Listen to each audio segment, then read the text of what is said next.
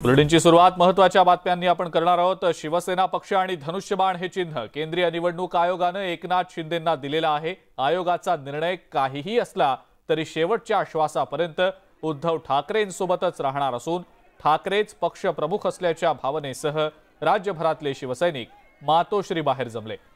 केंद्रीय निवडणूक आयोगाच्या निर्णयानंतर शिवसैनिकांमध्ये संतापाचं वातावरण आहे आणि याच शिवसैनिकांशी संवाद साधण्यासाठी उद्धव ठाकरे मातोश्री बाहेर आलेले होते।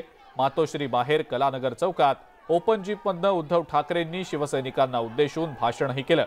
उद्धव ठाकरे यांच्या भाषणामुळे 1969 साली दिवंगत शिवसेना प्रमुख बाळासाहेब ठाकरे यांनी गाडीच्या टपावरून केलेल्या भाषणाची आठवण झाली। त्यावेळेला बाळासाहेबांनी शिवसैनिकांशी टपावरून संवाद साधलेला होता। बाळासाहेबांनी त्यावेळेला जीपवर उभं राहून तुफान भाषण केलं होतं। बाळासाहेबांनी मराठी अस्मितेला जाग करत मराठी मनामनात स्वाभिमानाची आग पेटवली होती। उद्धव ठाकरेंच्या आजच्या भाषणामुळे बाळासाहेबांच्या त्याच भाषणाची आठवण साऱ्यांना झाली।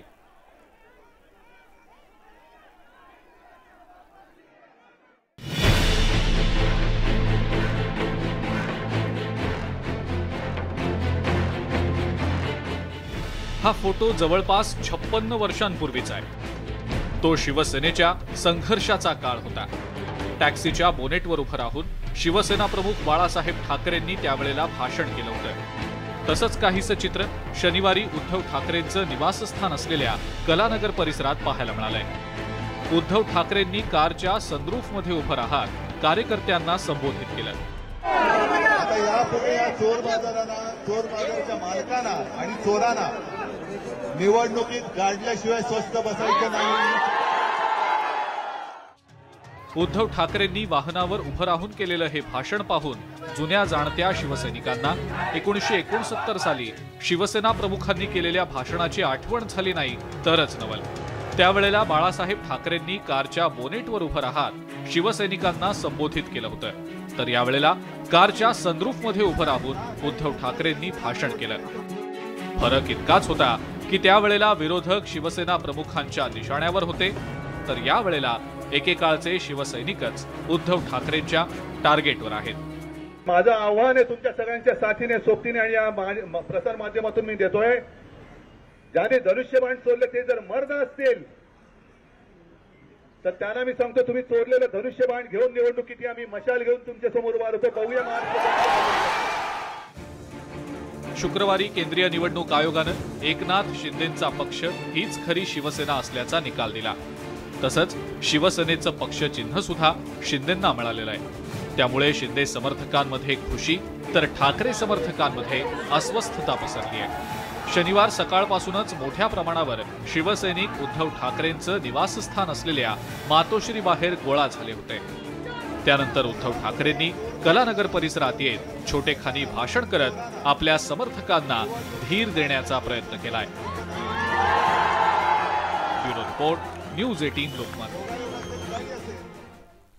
एकनाथ शिंदे यांना केंद्रीय निवडणूक आयोगाकडून मोठा दिलासा मिळालाय। शिवसेना या नावासह धनुष्यबाण हे चिन्ह निवडणूक आयोगानं एकनाथ शिंदे यांना दिलेलं आहे आणि यानंतर पहिल्यांदाच मुख्यमंत्री एकनाथ शिंदे उद्या कोल्हापूर दौऱ्यावर जात आहेत। या दौऱ्यामध्ये चिन्ह आणि नाव मिळाल्यानं शिवसेनेकडून जोरदार शक्ती प्रदर्शन करण्यात येणार आहे।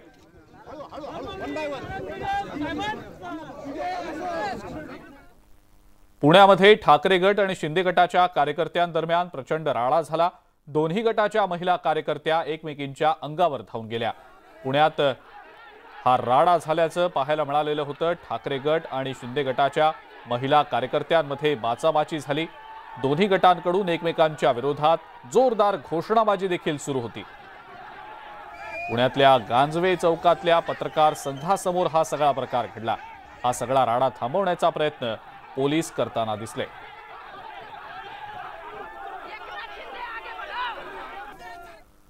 केंद्रीय निवडणूक आयोगानं शिवसेना आणि धनुष्यबाण चिन्ह शिंदे गटाला देण्याचा निर्णय घेतला। निवडणूक आयोगाचा हा निर्णय ठाकरे गटासाठी मोठा धक्का मानला जातोय। निवडणूक आयोगाच्या या निर्णयानंतर ठाकरे गटातले नेते खासदार संजय राऊत यांनी माध्यमांशी संवाद साधला। यावेळेला बोलताना त्यांनी पुन्हा एकदा शिंदे गट आणि भाजपावर जोरदार निशाणा साधलाय। निवडणूक आयोगानं परस्पर निर्णय घेतला, काही लोक सोडून गेले म्हणजे पक्ष कसा जाऊ शकतो असा सवाल राऊत यांनी उपस्थित केलाय। मालकी गेल्यानं मालक भिकारी होत नाही, काही लोक सोडून गेले म्हणजे पक्ष कसा काय जाऊ शकतो। सर्व पक्षांनी एकत्र येत निवडणूक आयोगाला जाब विचारण्याची वेळ आल्याचं संजय राऊत यांनी म्हटलंय। आमच्या बरोबर असलेले म्हणजे माननीय उद्धव ठाकरे साहेबांसोबत असलेले सर्व खासदार आणि आमदार एकत्र आहोत आम्ही, आणि जे गेले ते पुन्हा निवडून येणार नाहीत। त्यांना कोणतेही चिन्ह मिळू द्या, त्यांना पक्षाचं नाव मिळू द्या किंवा चिन्ह मिळू द्या, ते पुन्हा तुम्हाला सभागृहात कोणत्याही दिसणार नाहीत, हे तुम्हाला मी आता खात्रीनं सांगतो। प्रत्येक ठिकाणी तुम्ही तुमची कलसूत्री बाहुली नेमलेली आहेत आणि त्यांच्याकडून तुम्हाला हवे असलेले निर्णय, लोकांना किंवा देशाला अपेक्षित असलेले निर्णय नाही ते तुम्ही मिळवता।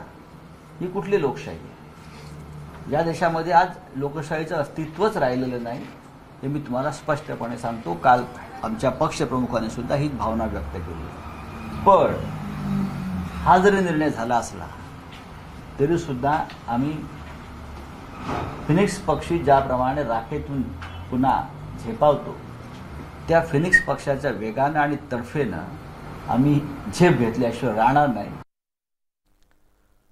केंद्रीय निवडणूक आयोगानं शिवसेनेचं पक्षचिन्ह असलेला धनुष्यबाण आणि शिवसेना हे नाव शिंदे गटाला देण्याचा निर्णय घेतला आणि यानंतरही उद्धव ठाकरेंवरील संकट काही कमी होण्याची चिन्ह अद्याप तरी होताना दिसत नाहीयेत। आणि याचं कारण म्हणजे आता उद्धव ठाकरेंच्या गटातील आदित्य ठाकरे यांच्यासह 15 आमदारांवर अपात्रतेची टांगती तलवार आहे।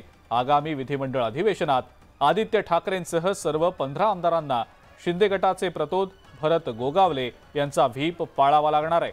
यासोबतच त्यांनी मांडलेल्या विधेयकांवर त्यांच्या बाजूने मतदान देखील करावं लागणार आहे।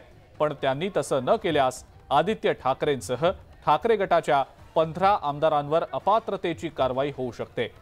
एकनाथ शिंदे यांनी मुख्यमंत्री पदाची शपथ घेतल्यानंतर उद्धव ठाकरेंच्या 15 आमदारांना कारणे दाखवा नोटीस बजावलेली होती।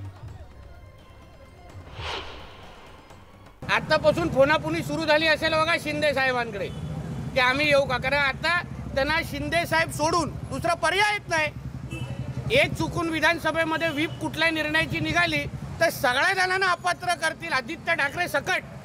म्हणून आदित्य ठाकरेंनी पण आता एकनाथ शिंदे साहेबांकडे यावं। आता उद्धव ठाकरेकडे काही उरलेलं नाही आणि हे जे काय आज दिवस दाखवलेले आहेत ते फक्त आदित्य ठाकरेमुळेच आहेत, एक तुम्हाला सांगतो। केंद्रीय निवडणूक आयोगानं शिवसेना हे नाव आणि धनुष्यबाण हे चिन्ह शिंदे गटाला बहाल केल्यानंतर ठाकरे गटाला आणखी गळती लागण्याची शक्यता आहे। आधीच 40 आमदार आणि 13 खासदार सोडून गेल्यानं कमकुवत झालेल्या ठाकरे गटातून आणखी 2 खासदार शिंदेंसोबत जाण्याची चर्चा रंगली आहे। निवडणूक आयोगासमोर ठाकरे गटाच्या खासदारांनी दिलेल्या प्रतिज्ञापत्रांमध्ये 2 खासदारांनी शिंदे गटाच्या बाजूने प्रतिज्ञापत्र दिल्याची माहिती सूत्रांकडून मिळतेय।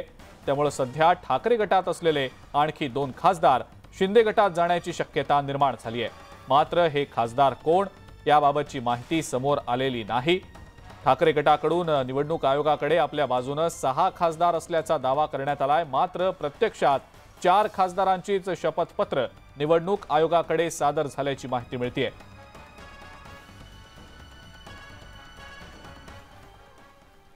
उद्धव ठाकरे यांच्या समोर आता मशाल हे चिन्ह टिकवण्याचं देखील मोठं आव्हान निर्माण झालंय। धनुष्यबाण हातचं गेल्यानंतर आता मशालीवर उद्धव ठाकरेंच्या आशा होत्या, मात्र समता पार्टी त्यांच्या चिन्हासाठी सुप्रीम कोर्टात जाणार आहे।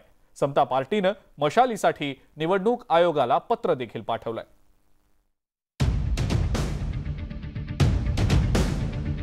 अंधेरी पूर्व विधानसभा मतदारसंघातल्या पोटनिवडणुकीमध्ये शिवसेनेनं मशाल चिन्हावर विजय मिळवला होता। त्यामुळे पुढील काळातही मशालीवर असंच यश मिळवण्याचा उद्धव ठाकरेंचा मानस होता। धनुष्यबाण हातचं गेल्यानं हाती मशाल घेऊन उद्धव ठाकरेंना मैदानात उतरायचं होतं, मात्र मशाल चिन्हावर समता पक्षानं दावा केलाय। मशाल हे निवडणूक चिन्ह समता पक्षाचं असून त्यासाठी सुप्रीम कोर्टात याचिका दाखल करणार असल्याची माहिती समता पार्टीचे राष्ट्रीय अध्यक्ष उदय मंडल यांनी दिली आहे। तर पक्षाचे राष्ट्रीय महासचिव कैलास झा यांनी निवडणूक आयोगाला पत्र पाठवून मशाल चिन्हाची मागणी केली आहे। चुनाव आयोग का निर्णय ये आ गया है कि शिवसेना को पुनः आप लोगों को कल न्यूज़ में देखे हैं कि कल पुनः उन लोगों को तीर धनुष मिल गया है। तो जब तीर धनुष मिल गया है उनको, तो मसाल चुनाव चिन्ह उनके पास रहने का कोई अधिकार नहीं है। हम लोग हाईकोर्ट में भी जाएंगे और सुप्रीम कोर्ट में जाएंगे, दोनों जगह जाएंगे। अगर चुनाव आयोग अपने संज्ञान में नहीं लेते हैं और इस पर कोई डिसीजन नहीं देते हैं तो हम लोग हाईकोर्ट और सुप्रीम कोर्ट के निवडणूक आयोगानं शिवसेना ठाकरे गटाला 26 फेब्रुवारीपर्यंत मशाल चिन्ह दिलेलं आहे।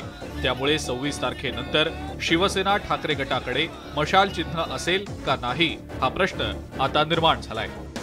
या पद्धतीने आणि कपट कारस्थानाने राजकारण करतायत, कदाचित आपली मशाल निशाणी सुद्धा काढू शकतील।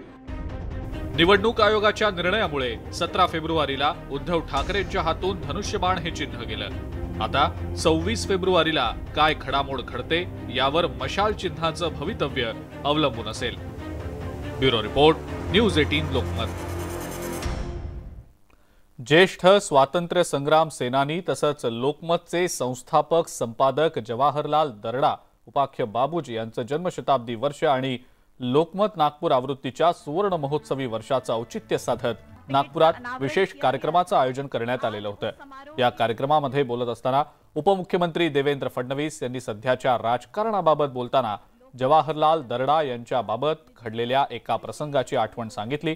आजच्या राजकारणात हे यासाठी महत्त्वाचं आहे कारण आज अनेक वेळेला पक्षात आणि पक्षाबाहेर लोक एकमेकांचे शत्रू असल्यासारखे वागतात, पण राजकारणात आपला फक्त वैचारिक विरोध असतो, व्यक्तीचा विरोध नसतो आणि हीच परंपरा बाबूजींनी पाळली। त्यामुळेच पक्षाच्या पलीकडे जाऊन समाजात त्यांची सर्व स्तरांमधल्या लोकांमध्ये लोकप्रियता होती, असं देवेंद्र फडणवीस यांनी म्हटलंय। आजच्या राजकारणामध्ये हे याकरता महत्त्वाचं आहे की आज अनेक वेळा पक्षामध्ये पक्षाबाहेर लोक एकमेकांचे शत्रू असल्यासारखे वागतात, परंतु मला असं वाटतं की राजकारणात आपण वैचारिक विरोधक असतो, विचारांचा विरोध असतो, व्यक्तीचा विरोध नसतो।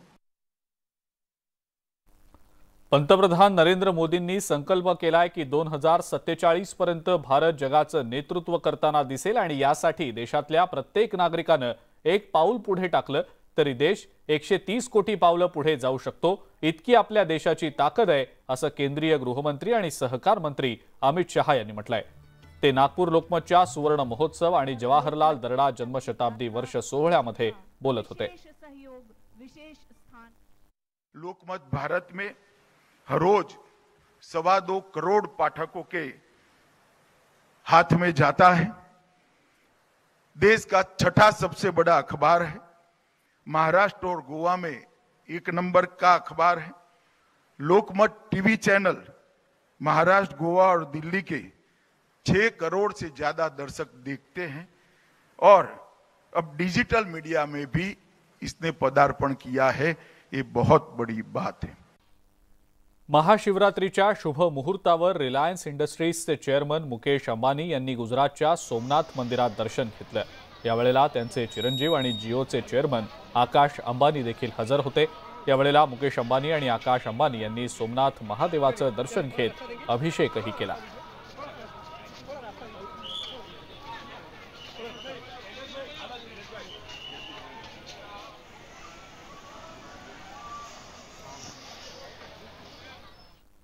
आणि या सगळ्या महत्त्वाच्या घडामोडींसोबतच महाराष्ट्राची खबरबातमध्ये आता वेळ झाली आहे इथंच थांबण्याची। जाता जाता आपण एक नजर टाकूया राज्यातल्या प्रमुख शहरांच्या तापमानावर।